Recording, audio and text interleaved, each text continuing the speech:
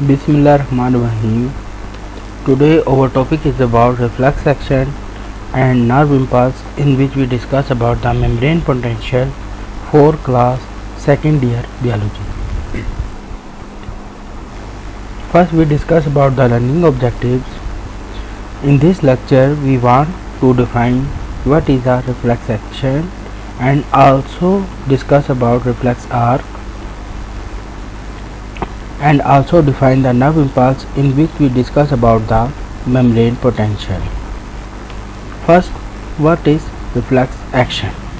The sudden involuntary action is known as reflex action, and these actions controlled by the spinal cord. In these actions, brain are not involved. While their common examples are pulling of hand from something hot और closing of eyes in bright light, ऐसे action जो हमारे control में नहीं है, sudden involuntary action हो, जैसे स्त्री पे अगर गलती से हाथ लग जाए या कोई गर्म ऑब्जेक्ट है, कोई गर्म बर्तन है, उसको हाथ लग जाए तो फ़ौरन जो है सडन एक्शन होता है कि हम उसको, जो हमारे फैक्टर्स हैं, जो हमारे मसल्स हैं, उस फ़ौरन मूव करते हैं away from the this hot object. तो ऐसे एक्शंस जो होते हैं हम कहते हैं रिफ्लेक्स एक्शन, उनको हम बोलेंगे। और इस पे जो है ये बात याद रखनी है, these actions are controlled by spinal cord and they in which brain are not involved. जो आपका स्पाइनल कॉर्ड है वो इन एक्शंस को कंट्रोल कर रहा होता है, उस पर ब्रेन का कोई अमल दखल नहीं होता। अभी ब्रेन तक मैसेज कन्वे नहीं हुआ होता तो उससे पहले जो है, जो आपका हैंड है वो किसी भी जो भी गर्म ऑब्जेक्ट है उससे दूर कर दिया जाएगा, उससे जो है ना अवे मूव कर दिया जाएगा, आपके मसल उसे अवे जो है मूव करेंगे। तो ऐसे एक्शंस को हम क्या बोलते हैं, reflex action. And the path followed by the nerve impulses during reflex action, this is known as reflex arc. और जो आपका पाथ फॉलोड हो रहा होता है, जो नर्व इम्पल्सेस जो पाथ फॉलो करती हैं, उसको हम क्या बोलते हैं ड्यूरिंग रिफ्लेक्स एक्शन में, उसको बोलेंगे रिफ्लेक्स आर्क बोलेंगे। इसको फर्दर हम डायग्राम से डिस्कस करते हैं कि आपने किसी भी हॉट ऑब्जेक्ट को, ये हॉट पैन है, इसको टच किया है और फ़ौरन आपकी स्किन से जो रिसेप्टर्स हैं हीट और पेन के, वो स्टिमुलस जो आप पहुंचेगा तो सेंसरी न्यूरॉन्स फ़ौरन स्पाइनल कोड जो है तक जैसे ही पहुंचेगा तो स्पाइनल कोड अभी आगे उसमें मैसेज सेंड करना है ब्रेन को, उससे पहले ही क्या करेगा, जो है वो ऑर्डर कर देगा इफेक्टर्स को कि move away from this pan, कि वो मसल्स जो आर्म में फैक्टर्स जो मौजूद है उनको क्या ऑर्डर देगा कि जो है इस हॉट ऑब्जेक्ट से जो है ना हाथ को अवे मूव कर दिया जाए। तो दिस एक्शन जो है कॉल्ड एज रिफ्लेक्स एक्शन। और ये जो पाथ फॉलोड हो रहा है जिसके अंदर स्पाइनल कॉर्ड जो है इन्वॉल्व है, उस एक्शन को हम क्या बोलेंगे, आप कहेंगे रिफ्लेक्स आर्क कहेंगे। तो आपने ये बात याद रखनी है कि ये आपको रेड कलर से ये एरोस से शो हो रहा है कि कौन कंट्रोल कर रहा है। तो ये बेसिकली जो रेड एरोस से ये जो आपको कंट्रोल नज़र आ रहा है, तो इसमें सिर्फ स्पाइनल कॉर्ड की इन्वॉल्वमेंट हुई हुई है और अभी ब्रेन तक मैसेज कन्वे नहीं हुआ होता। तो उससे पहले ही जो है आप अपना हाथ पीछे कर लेते हैं उस हॉट ऑब्जेक्ट से। That's why in this case या इन दिस एक्शन जो है आपके पास spinal cord are involve and brain are not involve. और जो पाथ फॉलोड होता है उसको हम क्या बोलते हैं, रिफ्लेक्स आर्क बोलेंगे। तो ये तो reflex action and reflex arc के बारे में था। अब हम नर्व इम्पल्स के बारे में बात करते हैं। नर्व इम्पल्स को हम कैसे डिफाइन कर सकते हैं, it is the transfer of nerve message from a particular stimulus from receptor to central nervous system and back to the effector through neurons. आपको पहले भी हम अपने प्रीवियस लेक्चर में न्यूरॉन्स के बारे में पढ़ चुके हैं और उसमें हमने मुख्तलिफ किस्म के न्यूरॉन्स को डिस्कस किया था और हमने बात करी थी कि जो न्यूरॉन्स आपके मैसेज लेके जा रहे होते हैं कि जो सेंट्रल नर्वस सिस्टम की तरफ लेके जा रही है, जो ब्रेन या स्पाइनल कॉर्ड आपका जो पार्ट है सेंट्रल नर्वस सिस्टम का, तो उसको हमने सेंसरी न्यूरॉन बोल दिया। और जो आपके सेंट्रल नर्वस सिस्टम से मैसेज को आगे सेंड करते हैं किधर इफेक्टर्स तक, उन न्यूरॉन्स को हमने कहा था मोटर न्यूरॉन्स। और हमने कहा था कि इनमें से क्या होती है, इलेक्ट्रिकल इम्पल्सेस जनरेट होती है। तो वो जो इलेक्ट्रिकल इम्पल्सेस हैं बेसिकली वो आपकी नर्व इम्पल्सेस हैं। तो वो आज हमने जो है जो इलेक्ट्रिकल इम्पल्सेस जो जनरेट हो रही थी, इलेक्ट्रिकल सिग्नल्स जो जनरेट हो रहे थे, जिसको हमने नर्व इम्पल्स हमने पीछे कहा था, आज हम उसको क्या करेंगे, डिस्कस करेंगे। इसकी अगर हम आपके पास कैसे हमने डिफ़ाइन किया कि जो इलेक्ट्रिकल सिग्नल कहाँ से जनरेट हुआ, सिंपली हम ये कैसे हम डिफ़ाइन कर सकते हैं कि जो इलेक्ट्रिकल सिग्नल जनरेट हुए फ्रॉम आपके पास जो पर्टिकुलर स्टिमुलस की वजह से इलेक्ट्रिकल सिग्नल जनरेट हुए, रिसेप्टर ने रिसीव किया to the central nervous system, और देन जो आपका सेंट्रल नर्वस सिस्टम एनालाइज करेगा और पर्टिकुलर एक्शन टेक्स प्लेस होगा, और वो जो मैसेज सेंड करेगा back to the affected through neurons. इस पूरे प्रोसेस को हम क्या बोलते हैं, नर्व इम्पल्स बोलेंगे। तो अगर हम इसे टेक्निकली कैसे डिफाइन कर सकते हैं, it is the series of electrochemical changes takes place across neuron या neural membrane, and it's involve the chemical reaction and movement of ions across the neural membrane. This is known as nerve impulse. इसके अंदर आपने ये बात याद रखनी है कि जारी बात है कि पहली जो हमने ये डेफिनेशन है, इस पे आपको अगर न्यूरॉन्स के बारे में हमने जो प्रीवियस लेक्चर है उसमें आपको न्यूरॉन्स के बारे में पता है, तो आपको ये आगे नर्व इम्पल्स के क्या याद करना या इसको समझना आसान हो जाएगा कि आपको ये न्यूरॉन्स का पता होना चाहिए कि जो मैसेज रिसीव कर रहे हैं सेंसरी न्यूरॉन्स जो है वो सेंट्रल नर्वस सिस्टम के पास जाएंगी, और वो फिर मैसेज का जो है आगे इंटरप्रिटेशन होगी, और उसके मुताबिक जो है सेंट्रल नर्वस सिस्टम अफेक्टर को क्या करेगा, उन्हीं न्यूरॉन्स के ज़रिए अफेक्टर तक मैसेज पहुंचाएगा, और उसके मुताबिक एक्शन टेक्स प्लेस किया जाएगा कि हमने उस साइड जो भी बॉडी का पार्ट है या पूरी बॉडी होल बॉडी है उसने मूव अवे करना है या टुवर्ड्स मूव करना है, उसके मुताबिक एक्शन टेक्स प्लेस किया जाएगा। और ये जो आपके पास जनरेट हो रहे होते हैं मैसेज, ये इलेक्ट्रिकल सिग्नल्स की फॉर्म में जनरेट हो रहे होते हैं। उसमें ड्यू टू क्या हो रहे होते हैं, केमिकल रिएक्शन है, मूवमेंट ऑफ आयंस है उस न्यूरल मेम्ब्रेन में। जो आपका न्यूरॉन का स्ट्रक्चर है, जिसको हमने प्रीवियस लेक्चर में डिस्कस किया था कि जो आपका न्यूरॉन की जो मेम्ब्रेन है उसमें क्या होगा, आयंस की मूवमेंट होगी, केमिकल रिएक्शंस होंगे, जिसकी मदद से क्या होगा कि ये इलेक्ट्रोकेमिकल सिग्नल्स जो हैं, जो इलेक्ट्रिकल सिग्नल्स हैं वो मूव करेंगे, और उसके मुताबिक जो ब्रेन ने जो इंटरप्रेट किया उसके मुताबिक एक्शन टेक्स प्लेस करेंगे। तो इसको हम क्या बोलते हैं, नर्व इम्पल्स बोलते हैं।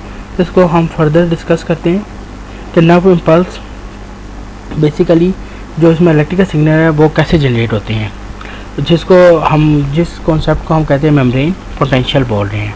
The working ability of a body is known as potential, and the ability of the body to do electrical work which is known as electrical potential। तो जो आपकी जो बॉडी के अंदर पोटेंशियल है, कोई काम करने की सलाहियत को, तो हमने उसे बोला पोटेंशियल। और जो इलेक्ट्रोकेमिकल चेंजेस आ रही हैं, इलेक्ट्रिकल वर्क हो रहा है, तो इस वजह से इसको हमने क्या बोल दिया, इलेक्ट्रिकल पोटेंशियल। अब फर्दर ज़रा इसको हम डिस्कस करते हैं कि क्या होता है। The difference in electrical potential of 2 points is called potential difference. Usually the electrical sources are separated by a barrier। अब क्या होता है कि आपके पास सबसे पहले तो आपने ये बात समझे, क्योंकि हमने मेम्ब्रेन पोटेंशियल को हम डिस्कस करना चाह रहे हैं, जो नर्व इम्पल्स का में जो इलेक्ट्रिकल चेंज आती है वो कैसे टेक्स प्लेस हो रही है, और उसमें कैसे वो जनरेट होती है, और कैसे मैसेज आगे जा रहा है, जिसको हमने नर्व इम्पल्स कह रहे हैं। उसके लिए हमें मेम्ब्रेन पोटेंशियल का पता होना ज़रूरी है। मेम्ब्रेन पोटेंशियल में क्या होता है कि जो डिफरेंट इलेक्ट्रिकल चार्जेस हैं आपके पास, अगर मैं कहता हूँ ये मेम्ब्रेन है, ये सेपरेशन काज कर रही है, और इधर 2 पॉइंट्स हैं, ए पॉइंट और बी पॉइंट, और ए पॉइंट और बी पॉइंट में क्या है, इलेक्ट्रिकल चार्जेस क्या मौजूद हैं, इलेक्ट्रिकल चार्जेस मौजूद हैं। तो इनका जो डिफरेंस है, जो ए पॉइंट और बी पॉइंट के दरमियान जो डिफरेंस होगा वो आपका क्या कहलाएगा, पोटेंशियल डिफरेंस कहलाएगा। The difference in electrical potential of 2 points is called potential difference, and usually electrical sources are separated by a barrier. तो अगर हम इसकी इस डेफिनेशन, जो पोटेंशियल डिफरेंस की डेफिनेशन है, उसके मुताबिक अगर हम देखें तो हमारे पास, अगर हम अपनी न्यूरॉन के स्ट्रक्चर में देखें तो जो मेम्ब्रेन है उस पर जो न्यूरॉन की मेम्ब्रेन है वो बेसिकली क्या है, आपकी बैरियर के तौर पे वो एक्ट करेगी। और जहाँ पे जो चार्जेस मौजूद होंगे, जो इसके और आउटसाइड और इनसाइड पे जो मेम्ब्रेन के चार्जेस मौजूद होंगे, वो असल में क्या है, पॉइंट चार्जेस जो मौजूद हैं वो पॉइंट ए और पॉइंट बी है, और उनके दरमियान में जो हम डिफरेंस लेंगे वो बेसिकली क्या कराएगा, पोटेंशियल डिफरेंस। पोटेंशियल डिफरेंस क्या होगा, electrical potential difference at point A minus electrical potential difference at point B.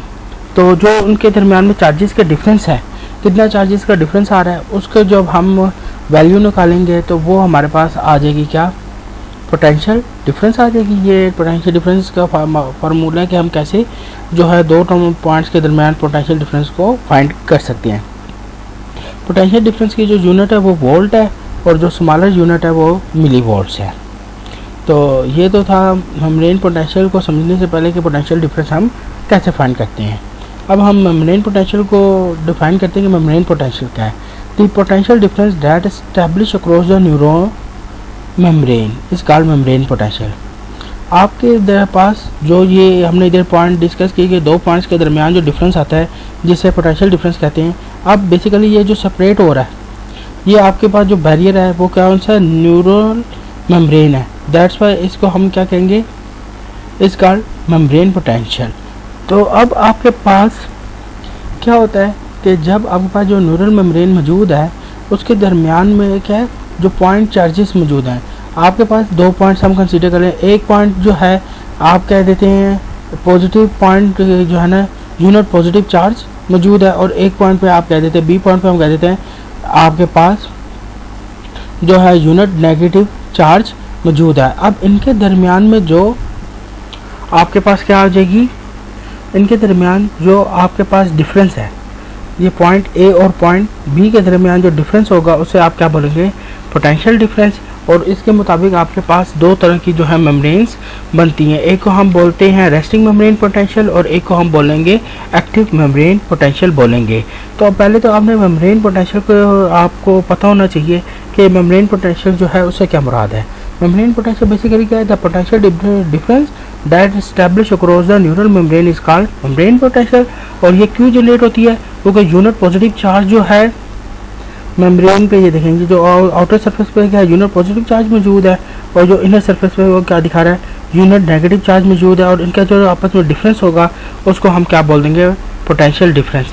और इसके मुताबिक क्या होगा, इधर क्या होगी, आयनिक मूवमेंट होगी। इसकी वजह से यहाँ पे क्या हो जाएगा, यूनिट पॉजिटिव से ये यूनिट नेगेटिव पे और यूनिट नेगेटिव से यूनिट पॉजिटिव की तरफ ये मूव करेगा। और इस तरह जैसे जैसे चेंज होती जाएगी तो वैसे वैसे क्या होगा कि ये जो मेम्ब्रेन में चार्जेस आगे मूव करते जाएंगे और ये नर्व इम्पल्स जो है वो मैसेज को कंडक्ट करेगी जो फ्रॉम ब्रेन से, जो आपके सेंसरी न्यूरॉन्स है उसे कन्वे करके central nervous system and then central nervous system से आपके पास ये फैक्टर तक क्या होगी, मूव कर जाएगी। और फैक्टर पे उसके जो है मैसेज को कन्वे करेगा कि हमने इस तरफ मूव करना है या इससे अवे मूव करना है। तो वो आपका क्या है, कंट्रोल कर रहा है कि जो मैसेज जो है वो उसके मुताबिक का फैक्टर जो है वर्क करेगा। तो बहरहाल ये कैसे जनरेट हो रही होती है नर्व इम्पल्स, आपको ये पता चल गया कि ये क्या है, यूनिट पॉजिटिव चार्ज और unit negative charge in side जो मौजूद है ये आपस में क्या करते हैं, यहाँ पे अगर पॉजिटिव है थोड़ी देर के लिए यहाँ पे पॉजिटिव हो जाएगा, फिर यहाँ नेगेटिव हो जाएगा, फिर यहाँ पे नेगेटिव, फिर पॉजिटिव। ये क्या होता जाएगा, यूँ आपके पास ये मूवमेंट होती जाती है और जिसकी मदद से क्या होता है कि नर्व इम्पल्स आके जनरेट होती जाती हैं और जिसकी वजह से मैसेज आगे मूव करता है। तो ये तो था आपके किसके बारे में, मेम्ब्रेन पोटेंशियल के बारे में था कि मेम्ब्रेन पोटेंशियल है क्या। और ये आपने पास याद रखें कि जो इनका डिफरेंस है यूनिट पॉजिटिव चार्ज जो पॉइंट ए पे और unit negative charge point B पे, उनके दरमियान में जो डिफरेंस आएगा वो आपका क्या कहलाएगा, पोटेंशियल डिफरेंस। और इन पोटेंशियल डिफरेंस की बिना पर हमारे पास जो है नर्व इम्पल्सेस में दो तरह की मेम्ब्रेन पोटेंशियल होती है। एक को हम क्या बोलेंगे, रेस्टिंग मेम्ब्रेन पोटेंशियल, और दूसरी को हम बोलेंगे एक्टिव मेम्ब्रेन पोटेंशियल। तो आज तो हमने जो है रिफ्लेक्स एक्शन और रिफ्लेक्स आर्क के बारे में पढ़ा, साथ नर्व इम्पल्स में नर्व इम्पल्स की डेफिनेशन और मेम्ब्रेन पोटेंशियल का कॉन्सेप्ट को जो है हमने जो है इसके बारे में पढ़ा है। अब नेक्स्ट टाइम जो है इसमें जो मेम्ब्रेन पोटेंशियल जो जनरेट होती है नर्व इम्पल्स में, जो मेम्ब्रेन पोटेंशियल जनरेट होती है, जो आपके पास रेस्टिंग मेम्ब्रेन पोटेंशियल है और एक्टिव मेम्ब्रेन पोटेंशियल है, उसको हम डिस्कस करेंगे। तो ये तो था आज के हमारे लेक्चर के बारे में। नेक्स्ट टाइम हमारा जो है वो नर्व इम्पल्स में रेस्टिंग मेम्ब्रेन पोटेंशियल और उनके फैक्टर्स और साथ साथ एक्टिव मेम्ब्रेन पोटेंशियल और उनके फैक्टर्स के बारे में हम डिस्कस करेंगे। Thank you.